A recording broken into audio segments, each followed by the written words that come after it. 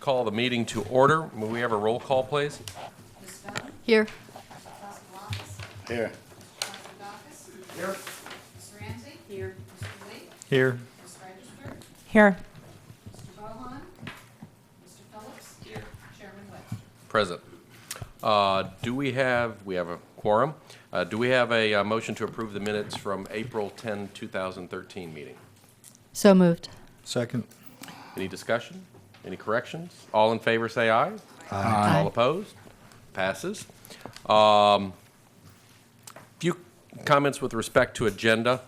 Item number 6, we had the special event thing on, which I really still trying to work on a few things with, so I'd like to hold on that. And I asked Reed, because of some crime issues and such, if we could have an officer here to discuss some crime on the beach side and such that's been going on. And I see we have a captain here, I believe. Thank you. Are there any special time crunches, or because we can bring you up real quick, or it could take 10 minutes? Okay, either one. Either way? Okay. What I'd like to do then is substitute for number 6 special events and substitute some crime issues on the beach side and talk about a few things related to that. Does that work, Reed? Well, Or do we want to move him before? yeah, could we bring Sure. the captain up? I think No problem. the applicant's okay with that. Real quick, do we Okay. have any public comments? None? Moving on to the captain. And Captain, we appreciate you being here. I know in the last week we've had a vehicular homicide over on Seabreeze. A month ago, truck was stolen out of my front yard. Yeah. I was actually there that night. Were you there? Oh, okay. I was in your backyard. I was running all around. Yeah. Oh, and found the bicycle out there that Yeah, they bicycle apparently and- rode up on and and, left in the truck. They dropped 2 cell phone cords and a cell phone battery before the bike. I was just by there a few minutes before and it wasn't there. And don't know where they disappeared to. But Well, the they, truck was found over in Orlando area. Yeah. So, anyways, It was quick. that's been going on. Also, I went over to Baskin Robbins this weekend one night, and there were some people just hanging around out there that were kind of scary. Yeah. And, you know, they look kind of gangish, very sketchy, not doing anything other than getting in people's ways. On my property. Yeah, on your property. What's Yeah. going to talk to? Well, I figured you'd be here tonight. I really can't. Yeah. It's dressed differently. Sunshine violation if we talk about it outside. Well, no, that's different. No, but it was. It's and not it was an just- item on the agenda. So. I just saw, and just I've been noticing more and more You have. people, It's- and I've been seeing a bigger police presence, and so I'm like, let us know what's going on. Maybe we can get some businesses working together, and whatever we can do to help out. So We have, thank you. We've, as you know, budget's been a killer. We've lost my Beach Street unit. Anybody that was going up and down Main Street, my bike, the boardwalk was cut to 1. We lost all our part-time auxiliary people because the funding was completely cut. So all I have is my bare bones patrol guys, and I do have 1 person on the boardwalk. The chief actually went to the city manager just recently, and he approved some funding for me to get my boardwalk part-time officers back there through the summer. I won't have them every day, but I'll have them at the peak times. 'Cause we got to maintain what we got here for the tourism areas. That's a big priority for me and the chief and everybody, and that's one of the things we've done. We've actually reached out to like Burger King. You know, they've been great about hiring the detail again that started. We have the Ocean Walk detail, and they're actually looking at expanding that. We're trying to get some of these areas that are the problem areas, taking a little more responsibility for the property and hiring the detail on those peak times so that we can deal with the problem people. Now that school's getting out, we just had another influx of transients roll in too. I don't know where they came from. Usually right after any event at the track, they leave us about 100 of them. Because they bus them down from places all over the southeast to work at the track, and a lot of them never make the bus trip back. So we spend the next few months trying to weed them out and get rid of them, you know, have them find other places to go. But we just seen another huge influx of them, and which has been a problem on Beach Street. You know, the boardwalks. We finally got the funding to start doing that. It's going to start at Memorial Day again. The rest of the areas, like I say, we've on Seabreeze. Luckily, you'll probably see in the paper we've caught a break in that, so we're going to be able to clear that very quickly, which is good. That's really That's rare. We get the drunk fights in those areas. You know, we have a few people that they start drinking and we can't, they just drink and they start fighting. We keep a heavy presence down there during the day. I mean, earlier in the day in the night shift, when the bars start opening up. But I don't want to rob from all the neighborhoods to pour everybody into Seabreeze. Just like what we do with during Bike Week now. We have all our people there, but we still have people out in the outer areas. So we're trying to get some more funding for to bring our part-time officers and some of these details back into some of the areas in the tourist areas. The Hilton is also going to look at starting to put some people back on. Main Street, we don't have anybody dedicated to Main Street anymore. I used to have a part-timer that would flex between Main Street and Beach Street, and that's been cut. And right now, there's no funding for that at all. I'd like to get that back. That runs about, to do it adequately, you're probably talking between $5,000 and $6,000 for the month to get those peak times. Not all day, every day, but the peak times to get these guys out there, or during events. Luckily, a lot of the merchants and people organizing the events have been very gracious about, having the police presence built in so that the presence is there to keep the problems from starting, because we don't want to lose any traction from what we've gained. We've got a lot of good things going on, a lot of good lights at the end of the tunnel now with some things happening. So we don't want anything bad to happen to start casting a negative light on anything going on. Getting rid of the transients, the maggots. We've got rid of a few little gang houses that were there.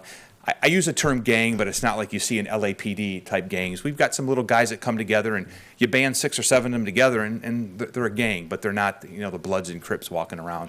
But a couple of houses right there on Aura and on Butler, we've been successful at that, working with probation and parole, trying to get some of these people out of here.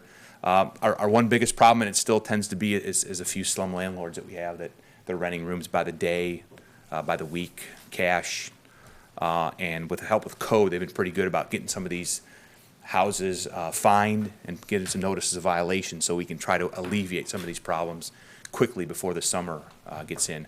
We do have something that we did last summer, which was very successful. We'll do it again this summer. It's a little summer task force we do. And we have about 7 or 8 officers that we're using some JAG money left over, but that's only going to carry us till June 30th because that's the end of the fiscal year for them. So we're hoping for the first few weeks to hit those areas hard and get those people locked up that are the problem people, so we don't have to worry about them for the next part of the summer. But I'm open to suggestions. If you guys got any ideas, because unfortunately a lot of it boils down to money, as a lot of you know, and we're trying to do whatever we can with what we have. We kind of moved some cars around. One thing I'm going to do is try to open up a little office on Beach Street. It's going to be purely for aesthetics. I can't staff it. But we've had the volunteers even at our precinct, which has been good. They've been coming in different hours so we can leave that door open, the lights on and open, so people can come in there, and that's helping out a little bit too. So there's some movement. But that's really about it from my point of view. Unless you guys got some questions for me. Well, let me just follow up on a few, because like when I was at well, I'm glad to hear about the houses, because I've been driving around and seeing some of that, and seems like they're getting these little tenements going. And if you're hitting them in codes, getting in on that, I think that's great. I think that's what we need to do, because we need to hit the supply, you might say, of right. the tenement side. When we were walking in past the Domino's, there was an officer standing there talking to some of them. And then I heard one of the guys goes, "Oh, I got trespassed in this," and da-da-da-da-da. And so it sounds like they're trying to hit, I guess, can a merchant trespass somebody? Yeah, I mean, you have the right to refuse entry to anybody, as long as it's not for race, religion, sexual orientation, those type of things. But, a problem person, you don't need to wait for them to do something. You look at them, you think they're a problem, you call us, we issue the trespass warning. We have to see them there, or at least in the general area, and we give them the warning, and you get a copy of it. And if they come back, you give us that paper, and we lock them up, take them to jail. It's very effective. And once some businesses do that, word gets out, and the panhandlers, the problem people, they're not going to come around. Now, we still get a few they're diehards. I know they pop up in the boardwalk sometimes, the same few, and no matter how much we try to get rid of them, they come up there, but we wait. Can I give you a blanket authorization to trespass who you think is a problem? I just want to push them out in the water. No, but I'm No, willing. you can't. I'm willing to do. Okay, then I'll give you my cell phone, and you just Yeah. call me if you see somebody that you think is a problem, and I'll say go ahead and write it up. Yeah. all we need to do that, we just need somebody, and it could be any employee, to say, you can't come here, to trespass them. It doesn't have to be the Like I said, manager. for the boardwalk, I'll give you my number, Yeah. and then you just call me. Do we still have the program where if it's properly posted, because I know like my property, which is the Baskin Robbins property and all that, where that we have a sign up there that, and we've signed a waiver with the city. Right. To where that anytime, even after business hours or whatever, if you see anybody that doesn't belong there, that that the police department can come through and trespass. Yeah, that's the trespass arrest site program. We do that. The only problem, like right where you're at, is that the thoroughfare right there. Right. That's where we get a little shaky. But like after hours, if they're sitting at a table, we can go and lock them up. We have that agreement with a lot of businesses, gift shops and other Now, places. How long is that in effect? Because I know we still have the signs up, because I want to have the signs made, but how long is that in effect? I mean, I know years past, the trespass, the trespass. The little warning, yeah. The warning things, they were only effective for a certain number of months. Right. Okay, but now they're, Yeah, we'll do them. now they go on from here to eternity. When you sign up for that, and Penny Miller at the police department, she's pretty good, and she'll check every 2 years. We want to get that Okay, so re-signed up. So we need to know to re-up, because I know. She'll contact you. Okay. well, She'll contact you. okay, 'cause I'll check and see if she, but she's pretty good about getting the notices out now, as long as somebody at the store doesn't, because that's usually where it goes to, is the actual business location. Okay. But I'll find out about that, but every 2 years, and then as long as you keep that trespass warning, that's good for when you're there. Now, when you're closed and that trespass arrest site issue comes up, we don't need you, because we already have your information.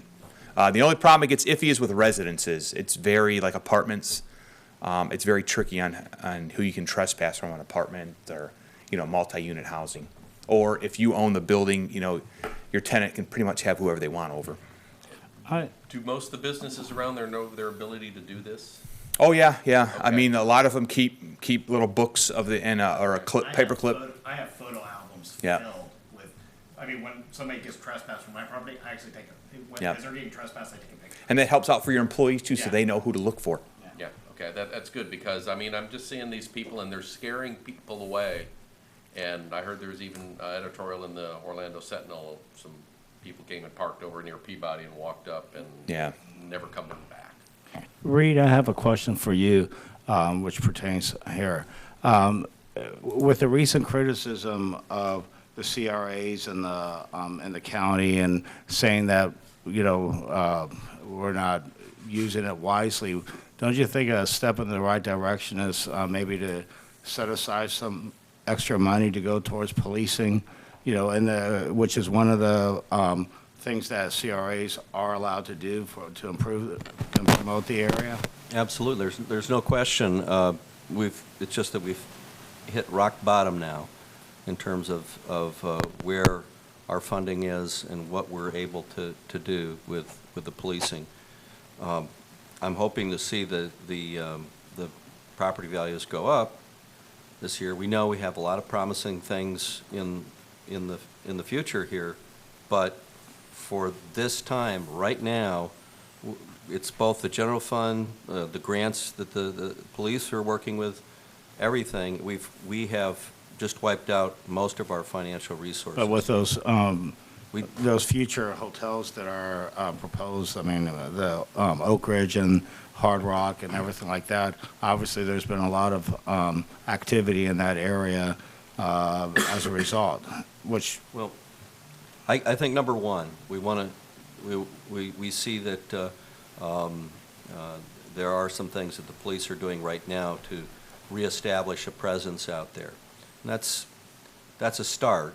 And I think what I would like to do is go back and see what we can pull out of some funds that we have and help in that regard.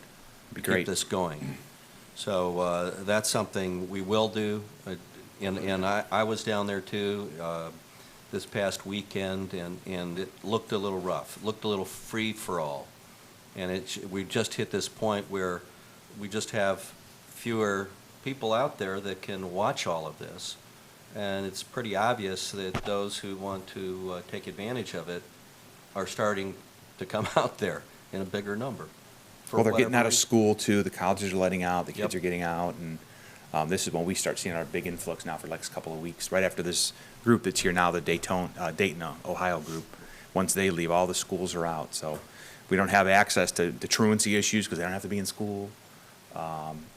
So it's usually an influx for the first couple of weeks of that session, end of May, beginning of June.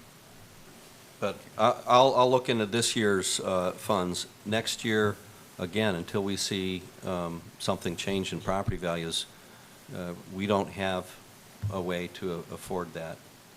Okay, thank you. Suzanne, did you have a question? Yes, Captain Newcomb, I really want to thank you and your officers at the beach side. A couple of weeks ago, Ken Paz's properties, he has 5 homes on Oleander, and of course, he's in a coma, and his son finally got power of attorney and hired realtors, and they've got a representative, a manager there, and to clean it up. And Sergeant Burns and Officer Alexander and Lieutenant Garvin helped us get rid of the squatters in those 3 houses next door to me. Thanks to you guys, because otherwise they were there to stay. And last year you helped a group of us get rid of another house that was full of squatters on Oleander. I can't thank you enough. All my neighbors wanted to thank you too. Oh, great, thank you. Yeah, people have come to, they steal houses now. Houses that have been in foreclosure for a while, they go in the house. They've gone so far as to go to the post office. They switch their address, so now they have an ID card with that address. They come to the city, turn the water on, and they will get power. They steal a house, and they're there. If there is an owner, when they do find out, they got to go through the whole eviction process. It's very prevalent along Ridgewood now and on the west side of the city, but they're just people that can't even won't hold a job. They figured out how to milk the system to actually steal a house. They cut the grass and paint it and trim it. And might be good if we can get them around some areas, just have them go in there for a while. But Anyone else? yes. In the international corridor, at least, that's a big problem, at least, with some of the business owners and property owners that I've noticed that they don't know the difference between calling 911 and a non-emergency number, because most of the time, especially the vagrants issue, they don't want to call 911 because they don't believe it's an emergency. Mm-hmm. Is there any way possible, I mean, I've told them to call the non-emergency number, which is amazing, the responses within a minute. Is there any way or program that we could possibly maybe even send bulletins or flyers out to these business owners and property owners to say, the non-emergency number is here for you for, reporting suspicious activities in case you don't want to call the emergency number? Yeah, we can probably come up, because we have some of our volunteers and explorers. Now, what areas are we looking at, Lorraine, on Speedway Corridor? Yeah, there's a lot of vacancy issues there, and a lot of people just They call us quite a bit. They let it go because they don't want to call 911 because they're not emergency. Well, I know that, and there's a couple more things going with some of the homeless things. I know Judge Schumann, she's very active in trying to get a project going, the Safe Harbor program, which is started in Pinellas County. And the good thing about that is having St. Petersburg and Clearwater there, 2 large tourist destinations. They had exactly the same program like us, probably magnified 10 times though by numbers. And they got this program going through the county and the sheriff's office, where they took out an old jail and turned it into a homeless assistance facility. Good thing is they moved it out of the tourist areas, and they took probably almost 90% of all their homeless people out of the tourist areas and put them in this one area, and they got all the services in the county directed right to that place and only that place. If you want to get any funding, you had to go there. She's working right now. She's already got the commitment from the county for a Old Stewart treatment facility out on Red John Road, out by the jail, which will house about 60 people. And she's been actively working with our city manager and some of the surrounding cities. They spent about $1 million their first year. The sheriff covered the whole thing. But then they went to the other cities when they seen the success, and every city started kicking in money for the second year. And it's probably the only program I've seen that really worked. It's not curing it. It's displacing some of it. You're never going to cure career homeless people. But if you get them to where they have everything they need out there, we can get them out of here. And we're really pushing to hope get that going too. Because we tried bus tickets again, and That didn't work, and then somebody sued an agency in North Carolina for civil rights violation, and the city ended up paying about $600,000 because they were giving one-way tickets out of the city, and that was construed as a violation. So I had all that set. I had $3,500 all set. It's all ready. It's going to go down there and hand out tickets. So, but you know, that's working pretty good. The Beach Street merchants are pretty good about helping out too. They're calling when we see the targeted people, and we find the problem ones and get them shipped away. I know we just got one. He sent him away finally for 9 months. He made him a career offender. He'd been arrested 147 times, and finally he's going to go to jail for a little while. Tommy Wilcox. Yep. Yeah. You know, another bad place is the Walgreens on Seabreeze. Yeah. At least 4 times, the gypsies tried to get my purse one time, and there's always people trying to con you out of money if you Yeah. park in that on the east side of Walgreens. Mhm. And I've talked to the manager there umpteen times. I now I don't go there anymore. They have a corporate policy. They don't want to trespass people. And I feel bad because the manager knows the problems, but his corporate entities, a few of the companies are like that. They don't want anything negative. We're not trespassing people. If they get caught stealing, we're not arresting them. They're so worried about being sued for something that they're not going to do anything, which kind of backfires. But most of the corporations have turned into that. Out at the Volusia Mall, we have a big problem too. Half of the stores we go out there, they don't want to arrest anybody for trespassing. Well, we're not nothing we can do for you then. So. Well, if we don't do something about it on the beach side, Oh, yeah. everything else we do isn't going to do anything. Exactly. This is ground zero. We got to keep Yeah. control and keep things going and keep all these projects from coming in, because that's just the tip of the iceberg. Okay, yeah, I think if we could get some paperwork notification, Okay. how's best to contact and work with you guys and who, We can get something out there. You know, something like that, so they know who to contact and how to do it and what they can do, it certainly can't hurt, so that would be great. And I got my telephone number. Okay. I think I still have it.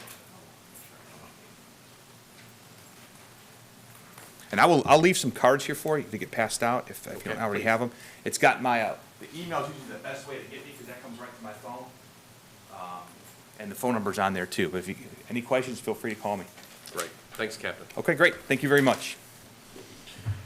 Okay, moving on to, what is number 5, DEV 2013-049, conditional use 115 Main Street, J.C.'s River Duck. Reed? Thank you. We have a request to establish a restaurant.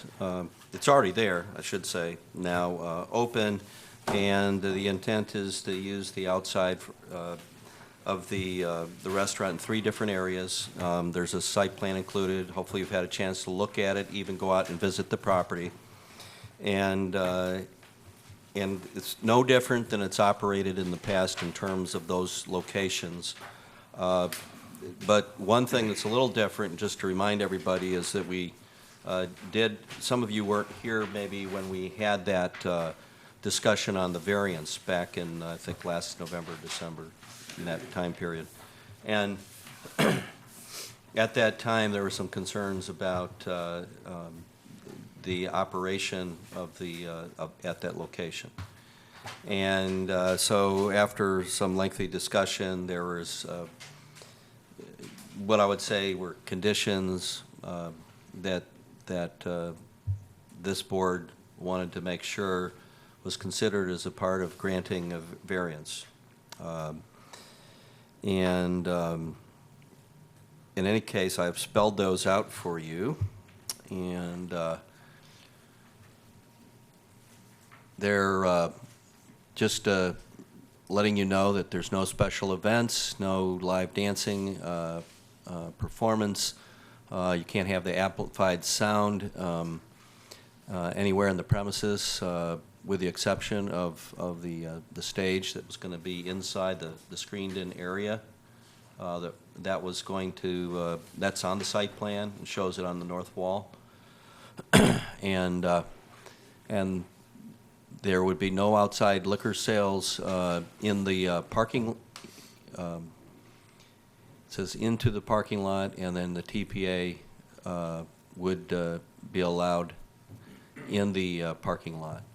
And that's what we got from the last meeting regarding the variance.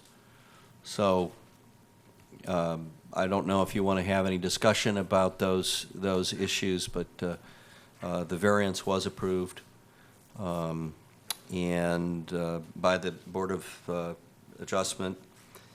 And so now a gentleman is here, Mr. John Hunt, and he's in the audience and is available to take any questions you have about his proposal. As far as the code itself goes, I think it meets the requirements of the code, and again, no different than in the past under the same code to establish this area. So with that, could I have the applicant come to the Sure. microphone? Reed, just one Sure. quick caveat. You say that this is the same as what they've done before, and historically, this outside eating area that's in the darker blue, you got an outdoor eating area on the far right.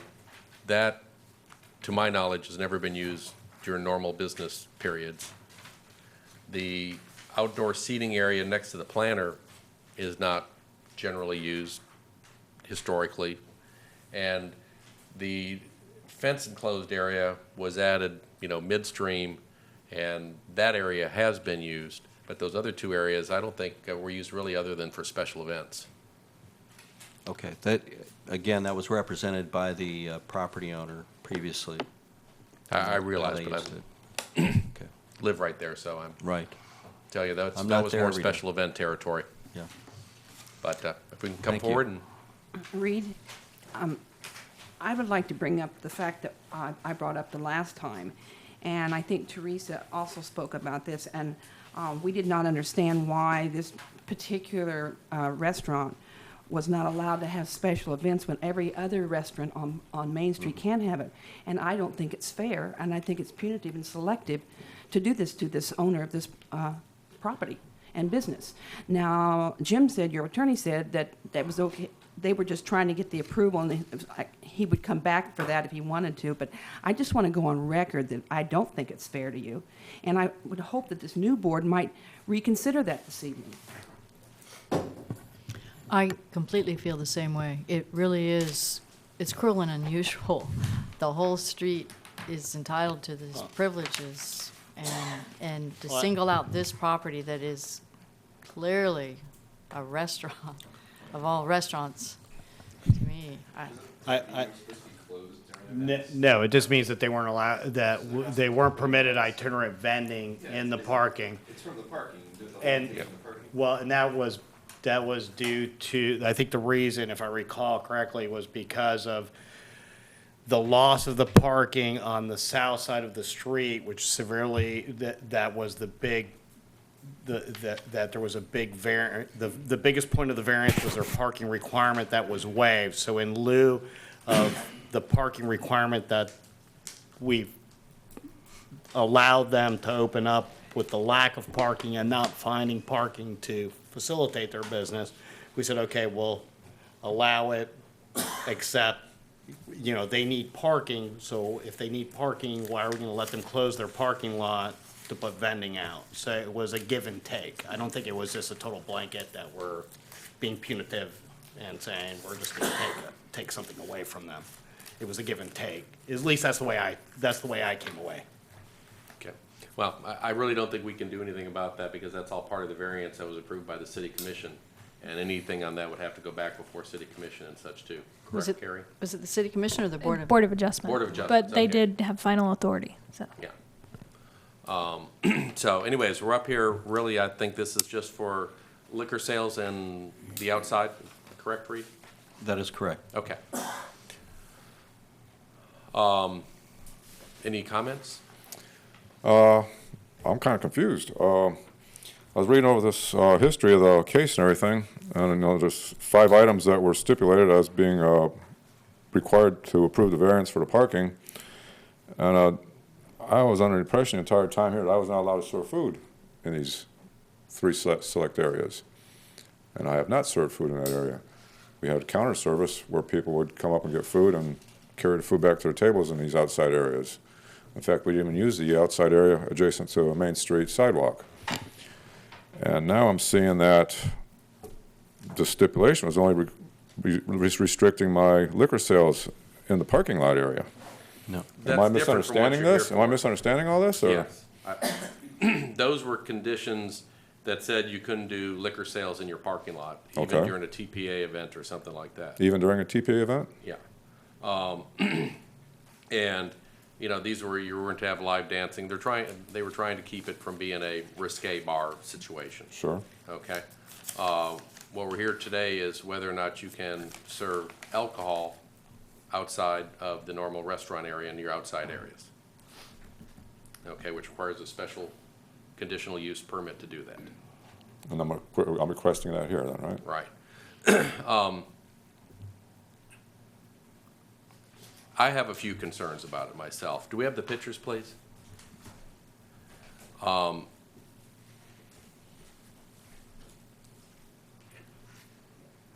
right, this is the outside area generally. You all can see the blue poles and such.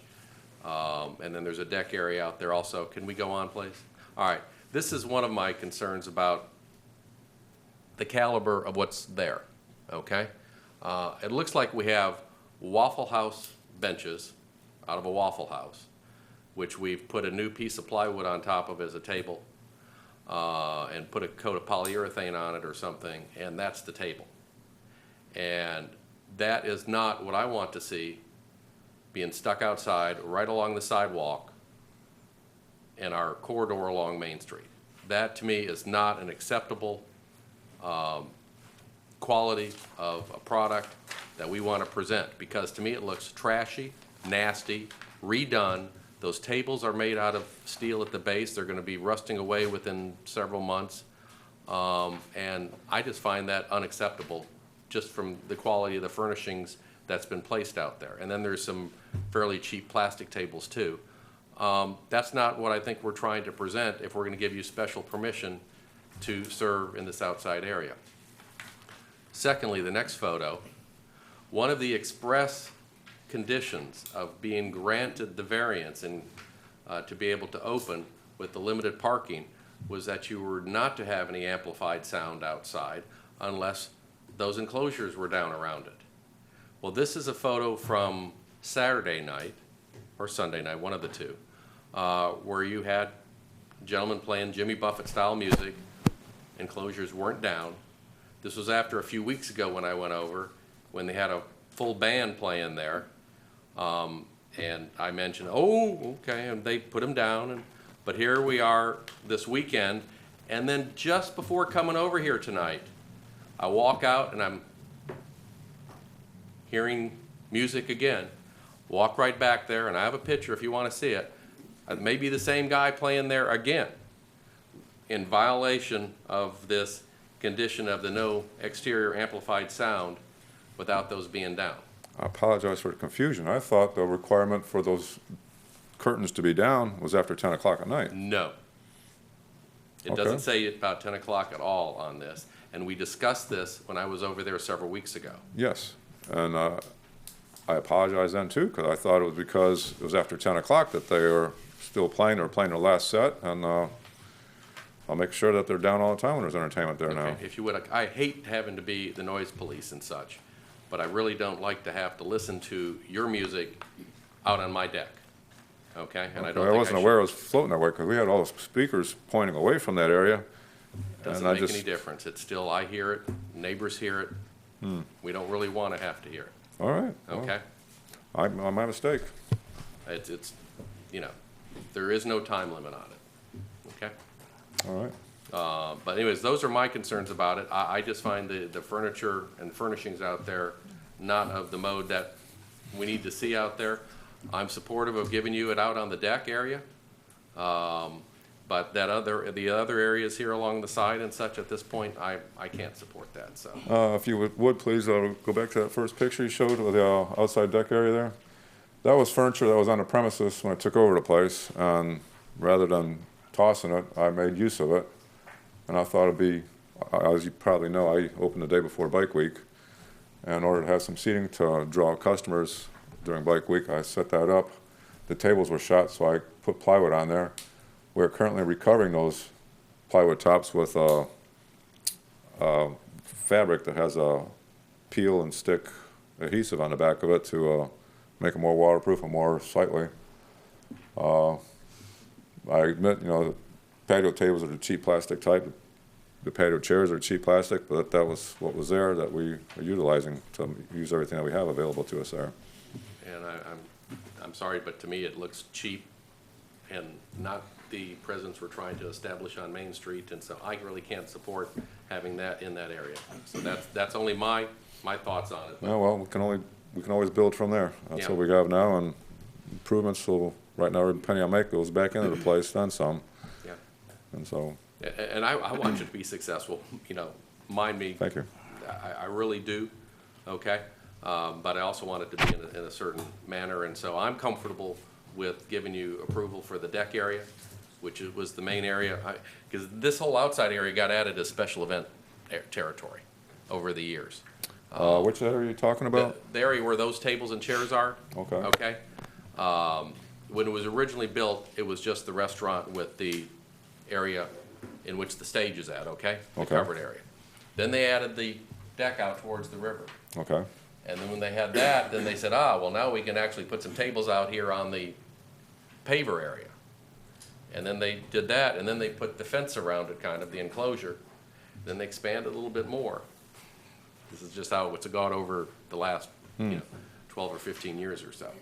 But I'm comfortable with the deck area.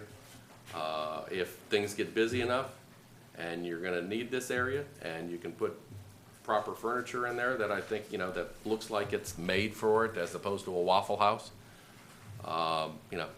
be more than happy to reconsider it on my end, but the whole board here gets to make the decision, so. I have a comment. I'm really sorry that you live next door to this restaurant with this music, but I want to understand something.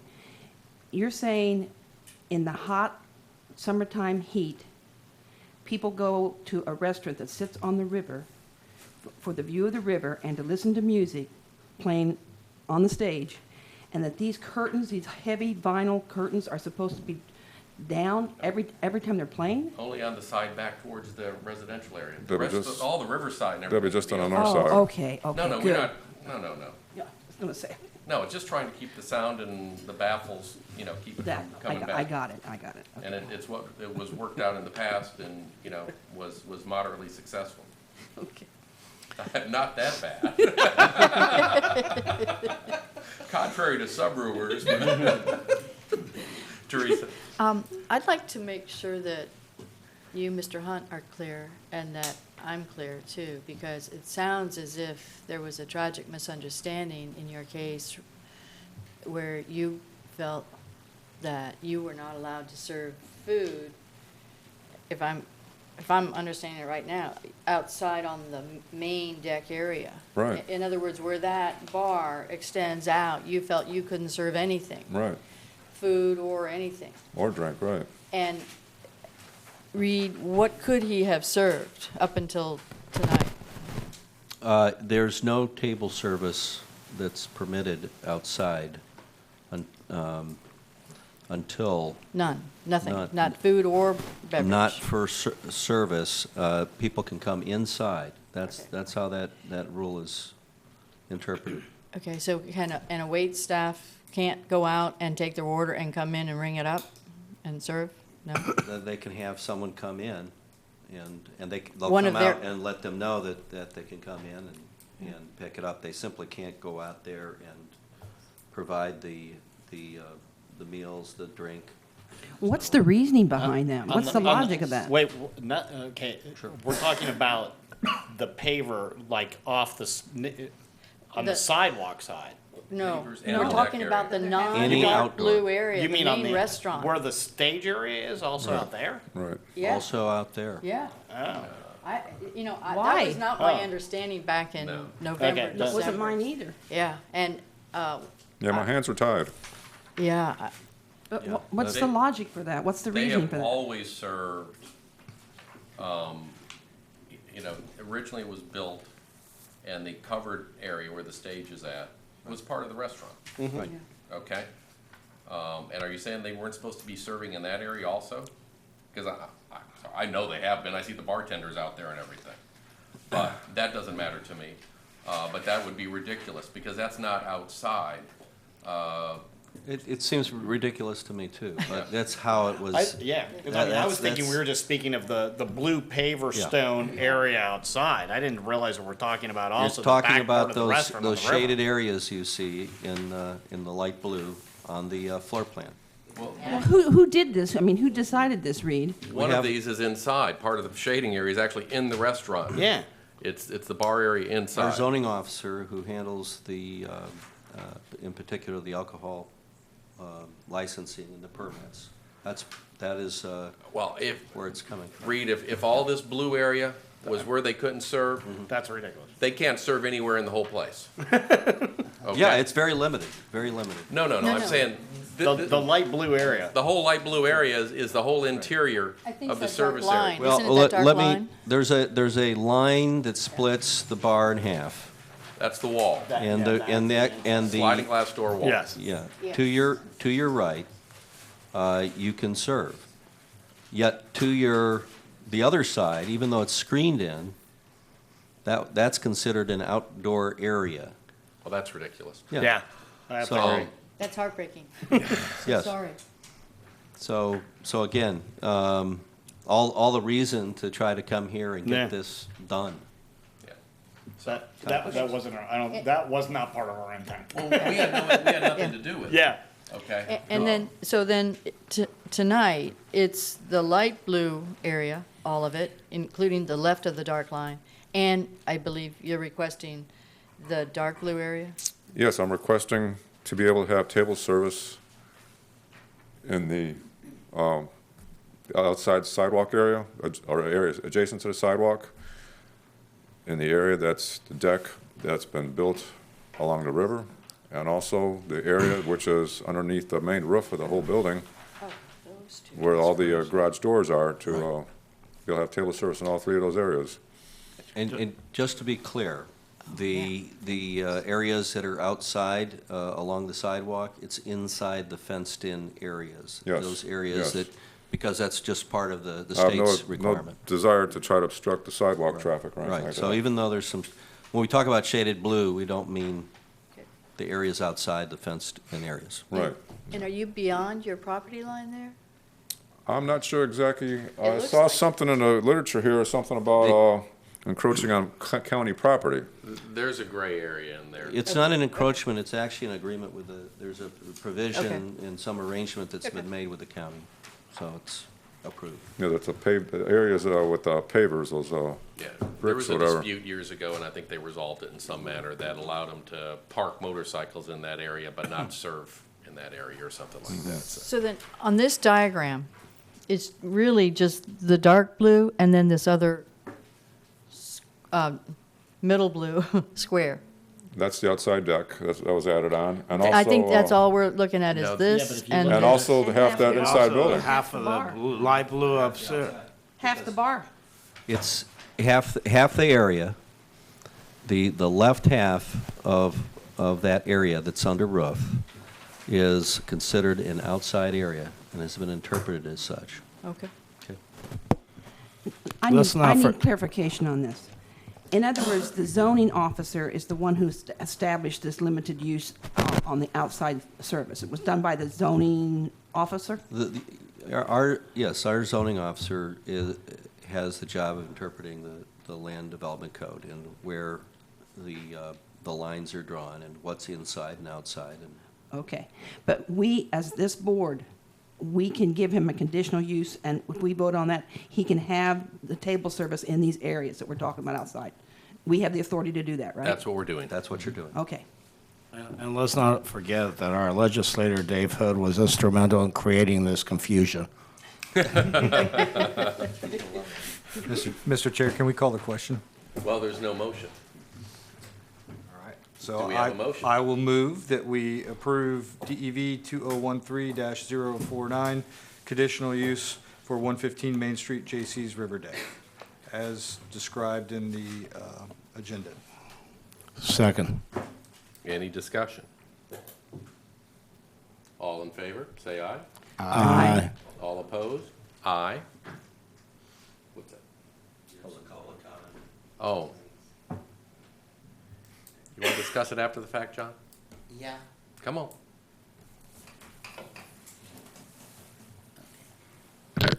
One, this is like the umpteenth person to come in to ask for permission to have outside service. I'm asking you to consider any restaurant established on Main Street, when it changes hands, they're automatically granted outside service, because you just went through this with Pub and Grub. You'll go through with all of them. You, of all people, understand the value of having customers out front enjoying the Florida sunshine. So I'm asking you, rather than go through this petty thing where they get there and then they come back and they go and they come back, they're here 3 or 4 times. There shouldn't be a need for it. You should find a way that all restaurants, all established restaurants, not somebody that's coming in doing something new, but all established restaurants have it. Like Main Street Station, Boot Hill Saloon, your place on A1A, that they have this. Secondly, it was punitive when we talked about grandfathering this other restaurant a couple of years ago. Tracy decided that she didn't want any vending. Well, that's hurting the street as a whole. People walk down to Peninsula and stop dead.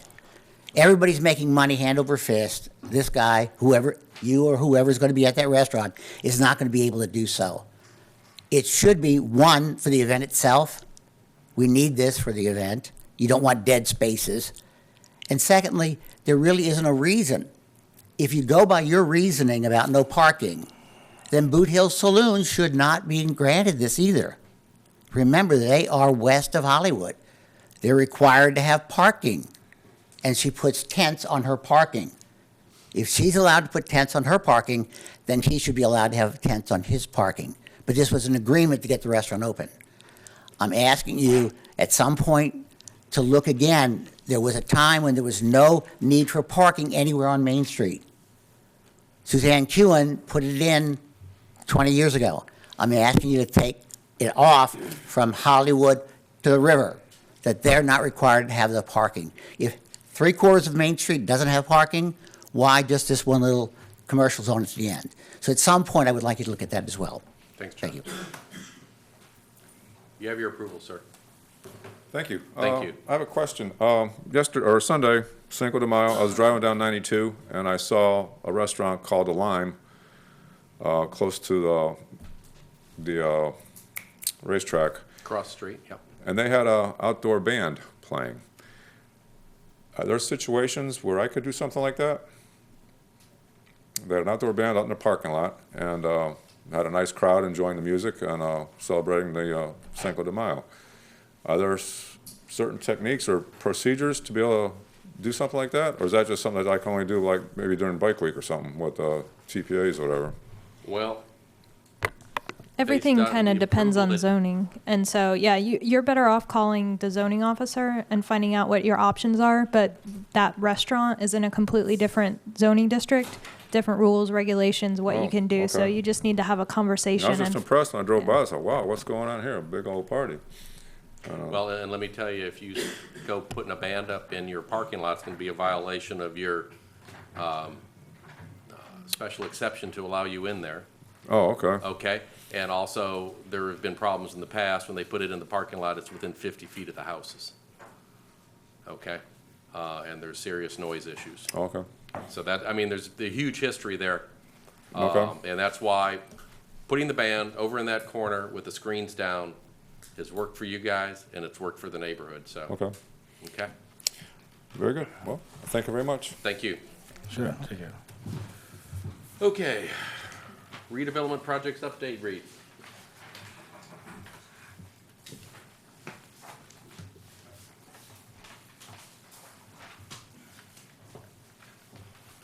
Okay. Well, very quickly, the excitement is still going on about the Hard Rock Cafe. The calls that are coming in are much more frequent right now about just interest in doing something. A lot of speculation, I'm sure, but a lot of people are calling us and want to be a part of the buzz, the action. So it is having that effect. And I think it's just, it's not just that area, it's the city. And I think between that, the Speedway's doing, there's just a lot of interest in this community again. So we've got a long ways to go. Some people think we've got a done deal here, and you'll be seeing this project again, Bayshore, and they had a concept plan. So we'll have to start from scratch in terms of discussing how this goes forward, and that still has to happen, but it's on a fast track. So I expect to see some development fairly soon in terms of timeline and how we're going to get to the finish line here. It's already on their website. If you look at Hard Rock Cafe, they're advertising coming to Daytona Beach soon. So that's a good sign. And it was in the Reed, Wall I Street have a Journal, question. too. I haven't had time to go back and look at all the meeting notes, but the Canadian group that proposed the two towers on South Atlantic, is that the same group that owns the Hard Rock? Yes, they're still there. They're the property owner. And so they're simply leasing, making that arrangement with the Seminoles, who have the franchise with Hard Rock Cafe. But is that the same? I know they own several parcels of land on the oceanfront. Is this different than the twin towers that they were proposing? Same site. Okay, so they've substituted that design That's- for this design. Okay. Well, For this it's- franchise. Again, there were two different hotel sites, and this is really the new phase one that we'll be looking at. There's more land there, but until we see a site plan, we just can't speculate. We'll wait for that to come in. But the twin towers that we saw proposed with the gateway between the two towers, that they were thinking about putting in Phoenix and Las Vegas, and they weren't sure it was going to be Daytona Beach. The land that they showed those two towers on, is that the same land that they're showing this Yes. hotel? Okay, that's Yes. what I'm, okay. The same project, different flag. Different flag, okay, got it. Okay, and so I hope that in my report I answered what a community development district is and gave you some information how to get more detail. That Proto Group is now building a parking garage over where the Ocean Waters office was, at the northeast corner of Oak Ridge and Atlantic. So they're going through the work on the application. We'll see that, even though it's outside of the redevelopment area, it's part of that PD. So next month, I expect to come back with that project for your approval. Does that mean they're not going to have the automatic? Oh, I'm sorry. I think we're saying the same. Is that in addition to the little robot thing they were going to do inside? The robots, We're I'm both sorry saying the to same say, thing. as cool as those were, they're out. Okay, good. And that's why Because I think the board was a little skeptical about that. I mean, we passed it, but we were unsure. For what, I'll leave it to them to tell you what happened, but. And I take it there's going to be an overpass. Not at this time, no. I don't think that's in the plans. I think what this will be is the place where most of the cars that are attached to the hotel will park. And for some legal reasons, the condominiums will have their parking still on site. Okay, since we're on this, I'm going to throw something out there that's bizarre, but has there, I mean, years ago, the city of Daytona, and you weren't here back then, but on Ocean Avenue, they used to have underground tunnels, to get from the one side of the street to the other. Is that, and I know that when but this is A1A. I was just going to say, I know there's going to be a lot of improvements, for sewage and, utilities and what have you. Is that a possibility while they're working on it, or, I mean, just to create a safe area for the people to cross, or, We could ask them, but I know, that arrangement with the boardwalk and Old Ocean Avenue, seeing the pictures, but. There also used to be ones on US 1 too, for people to cross underneath. And it was a they were problem, on yeah. Ocean Avenue too. And then they used to go through from the west side of Ocean Avenue all the way through underneath next to the band shell. They used to come out next to the band shell. I was actually still on at the AT&T building. My dad worked there. Uh, They use it for their cabling. Yeah, and there's a reason why they Yeah, closed. yeah, there was transients hanging out, so Prime issue. I withdraw that. Yeah, so, for Yeah, liability I issues, remember don't think that. that'd be Okay, a I good remember idea. that now. Okay, that's history. All right. Move on. Go on, Reed. Well, I gave you a bunch of information on another piece of good news we had, which is that the existing CRAs are now off the table as far as the county's concerned. So thank you for those of you who are making some calls and letting some of the folks know that had the decision to make to look favorably upon us, because it was a major concern whether or not we were going to move forward or not, and hopefully we can repair some of the relationship that got a little damaged in the process. Moving forward, the last month you approved the Main Street Pub and Grill, the outdoor cafe, and I hope you get a chance, if you haven't already, to go over there. They really did a nice job on that. It's beautiful inside. It sure Really is. nice. Did breakfast Saturday. So, It was decent. You know, a few tweaks, but, you know, it was a good start. I thought they said what they weren't serving breakfast. What's that? I thought they said he wasn't going to serve breakfast. Oh, no, they're he breakfast. did say that, but he's 7 o'clock. The biggest menu he has is on the breakfast. Yep. So, Yeah, and it's Expensive. not that expensive. so $12 an egg? What? No. It's expensive for what used to be there. It's an upgrade, but it's You're gonna pay for what you get. But they did have a little bit too much grease on some stuff, but we'll work on that. What's that? I'm sure it's all. Oh, yeah, it was fluid.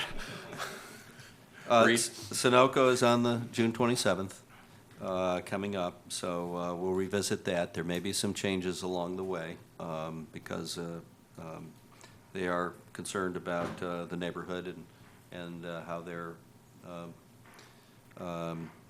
addressing the issues as well. There's been a lot of discussion back and forth, so we'll see how that turns out. And the wayfinding presentation did occur over at the Peabody. It was a good input. If you didn't get a chance, you'll have another opportunity coming up. I don't have a date yet for that. The land development code rewrite is happening fairly soon in terms of a committee meeting. But in the meantime, we were just talking about some of these provisions about restaurants and alcohol, and I think if you have those thoughts, you want to get that information to us, and let us know. You don't have to read the entire land development code rewrite. If you understand that there's a problem you have with the code now, we'll figure out as a staff how to address it, fit it in, but I would put it down in writing. I'd email something back to us. You can send it to me. I sent a comment or two Right. to you. I haven't heard anything about that, or is it being reviewed? or- Yeah, mine automatically deletes. But no, well, what I do is I do send it forward to the planners. I'll make sure that they're getting back to you Okay. on that. But we'll make sure that everything that is given to us gets to the right place. So you do have your written comments. We won't be coming back that I know of anytime soon to this board to have that review. So it's important that you individually look at the document if you can. News Journal's writing an article on it. Stimulating article, I'm sure. So we'll just wait for It's that. a lot of paper. Yeah, but Okay. That's what I have. very good. Thank you, Reed. Thank you. Board comments. Any board comments? We'll start with Teresa. No, thank you. Suzanne. Of course. You didn't think you were gonna wear that, did you? I figured if I moved quick enough, I'd be right past you before you realized. This is kind of important to me. As a result of that Sunoco and those 4 critical gateway corners, changing the land use law to allow gas stations and convenience stores. I realized as a result of that last meeting that I was here on a board voting for an issue that affected hundreds and hundreds of residents on Beachside. And I thought, because I knew all of my neighbors, all the new homeowners and all the existing homeowners in my immediate neighborhood, I really thought that I really knew what the residents on Beachside wanted. So when I was voting here, I was very comfortable that I was not just voting for what I wanted. And we're talking about all non-design issues. When it's a design issue, I vote as a professional designer, my professional opinion. But when it's a non-design issue, I vote for the benefit of the Beachside residents. And I also try to vote very fairly for any businesses that want to do business in our area. What I realized was I didn't know at all what the South Atlantic development neighborhoods wanted. I never talked to them. I didn't know anything about it. So I decided that I was going to go to the neighborhood associations and the condominium associations and talk to these people to see how they felt about those 4 gateway corners. And it was really interesting. I found out several things. Liz Barnes' group called Santa, they all knew about it because Liz Barnes lives on Ruger's Place, and she's has been the president of that association. So everyone, and the Tragers were there, Mr. and Mrs. Trager, and they all knew about it. And they were adamant that they did not want that gas station encroaching onto Ruger's Place. They didn't really mind that if it stayed in the same footprint. And I think by them asking, by Sunoco's Rob Merrill's attorney, the attorney asking for a postponement of the planning board meeting, I think that they are considering that hundreds of voices are now being heard by Sunoco. And I think that's why, this is my personal opinion, I think that's why they asked for a postponement of 60 days before it goes before the planning board, because I think they see that maybe they need to really not encroach on the neighborhood. I don't know if that's true or not. This is my personal opinion. But anyway, this is about me and knowing what people and residents of Beachside want in different issues of areas. So the other thing I found out is when I talked to a lot of the associations that live in the condominiums that are around the corner of Peninsula and Silver Beach, they knew absolutely nothing about this proposal. But they represent hundreds and hundreds of people. When I talked to people in the Historical Society, members, they knew nothing about a proposal to put a gas station and a convenience store on Peninsula and Silver Beach. They're outraged. And they're signing petitions as fast as they can. And I realized that I'm sitting here voting on something that affects hundreds and hundreds of Beachside residents. And I vow that I will never come here again and vote on anything until I go to the neighborhoods and talk to the people and ask them their opinion on any kind of business or any kind of whatever development it is that affects their property. The people that are on the corner of Silver Beach and Peninsula, they feel that it's a real safety issue for them. They had a filling station there for years. I talked to the association presidents who were there when there was a filling station there. They had a lot of transients, a lot of crime, a lot of robberies and stuff there. So it's not just an aesthetics. I'm all about the aesthetics when you come across the bridges, and that's why I didn't want them there. But these people, and Lillian Place, and I was at a poetry reading a couple Sundays ago, they don't want a filling station and a convenience store sitting on that historical corner. I talked to the owner of the bed and breakfast, Joe.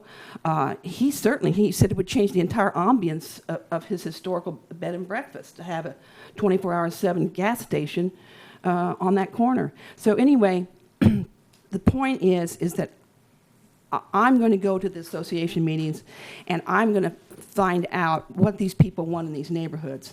I also got involved and found out all about the bridge discussions and everything from this group down there. And I would just urge you, if any critical issue like this comes up and it affects Beachside residents, I would just urge fellow board members to go to a couple of their meetings and see what the people in the neighborhood, want us to approve or not approve on this board. And I also encouraged them to check the agendas on the Main Street and South Atlantic Board, the Planning Board, and the Commissioners Board. I said, you've got plenty of members, and you could each just assign, pick a date to check your agendas of what's coming up. I said, because what goes on in these three boards is what makes the land use laws in your neighborhood and affects your property. So I just wanted to share that with you. Thank you. I've got a question about the closed Sunoco that's on International Speedway. The one, is it a Sunoco or Shell? It's a Shell. Shell. The Shell. I mean, first of all, it's an eyesore, but every time I go through that intersection, all I see is just gaggles of transients, homeless, coming from the 7-Eleven, and they walk through that old garage area. They're behind there.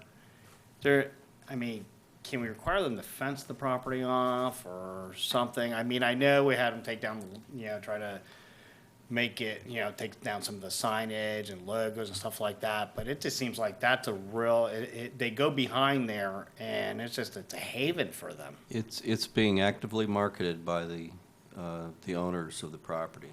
They have no intent of doing anything themselves with the property, but they are trying to lease it out to someone who will operate a service station. And we've had several inquiries. But, I mean, have they maybe participated in the trespass program or something like that, I mean, it's just, I go through that intersection all the time at different times of day and night, and it's just, it's got to be a problem for the abutting residential neighborhood there. Yeah, it is a concern, and they're absentee landlords, and they're not here on site, and do not have clearly Any concern or? the interest to do something. We have called a couple times when we've had some problems there. But I can tell you that the best thing that can happen is that someone reopens it. And I think that the comments that I've heard is it's a pretty steep price to pay. And all of the burden of making the improvements to reopen that station is going to be put on the tenant. Well, I mean, is there anything we can, through code enforcement, to force them to police their own property, or give the city the ability to? Well, we have, there's the laws on the books that, you need to keep your property maintained. Prune, cut the grass. Right. No peeling paint, and we have code enforcement out there. They pass it every day. I will check in and I'll make sure. As far as loitering or something, I mean, it's just, I just watch the guys come out of there. It doesn't matter. I mean, it doesn't matter what time of day or night it is. I think that would be about what I was trying to say with the captain here. Right. There are so many property owners in the international area that just, Yeah. because they have no clue if it's an emergency or not emergency, so they don't want to call 911 because they feel embarrassed thinking, am I going to call 911 because it's an emergency? 'Cause it's not an emergency, a bunch of vagrancy needs, but I think nobody on that strip knows about the non-emergency number that I called. It goes right to the substation up there, and they're there within a minute. Yeah, oh yeah, no, I mean, I know personally, but I mean, I call it every day too. yeah, I mean, there's gotta be, I mean, even if we just get the units while they're, just sitting there, instead of sitting I've seen at the base of the Seabreeze Bridge, go sit there. About 5 o'clock at night typically is when I come back around that area, and I do see 2 units typically sitting right Right. near gas pumps. I think that keeps them out about dusk, but by midnight they're gone. Yeah, So I have seen a presence there probably about 9 to 10 o'clock. Typically they stick around for about an hour and they take off. Well, they're sleeping in the backyards on Oleander and Hollywood. That's where they are. That's where they're coming from. Because I know who they are, and they sleep in the backyards and in the garages on Oleander and Hollywood. I think that would be up to the property owners to start calling and taking an active response. If that's my property, I would have no hand in that. Like, if I come onto my property in the morning and I see anybody out there, it happens. I got vagrants knocking over my dumpster, getting half-empty beer bottles out of the trash and drinking them and getting passed out drunk. I just politely pick them up and shoo them over the fence. Come back and call the cops. it's another people throwing away half beer. That's it. Dino? Yeah, I just wanted to show something to the board. I've been a little instrumental with working with the Friends of the Bandshell on something. Can you show that one picture? This is the summer concert series that we have. Even though the words are a little too small to read right there on the right-hand side, we're kind of going the tribute band route on Saturday nights. And so we have a Beatles tribute band, a Styx tribute band, a Journey tribute band, and I mean they're actually very good. If anybody, can you go to the second site? The second thing that I gave you, and scroll down a little bit just to pick one out. Can you hit the Beatles? They do 3 costume changes, and within their shows, and it's pretty. Do you have any audio or?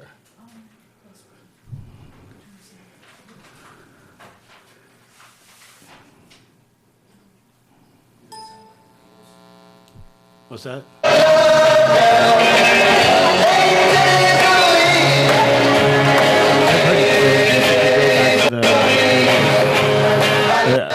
That's the, like I said, they do 3 costume changes. That's the early Beatles, and they do Sgt. Pepper's Lonely Hearts Club, and hit the Eagles real quick. I just want to show you that's on July 4th. Of course, that's my favorite, But they're, they sound alike. I mean, but anyway, so that's what the Friends of the Bandshell is going to be doing. So anybody that, on Saturday nights, I think you guys are going to enjoy it this year, Sounds good. Desperado. What's that? No. They never do. Yeah, well, I'll thank you. We'll do that. I've only been asking for years. What? I've only been asking for years for promotional stuff. Well, yeah, but For the concerts, for the concerts, for the Pilatus used to be on there, and I think you had, no, just. Carrie? Good, thank you. Randy? All right, great. Thank you, everybody. Appreciate you all coming.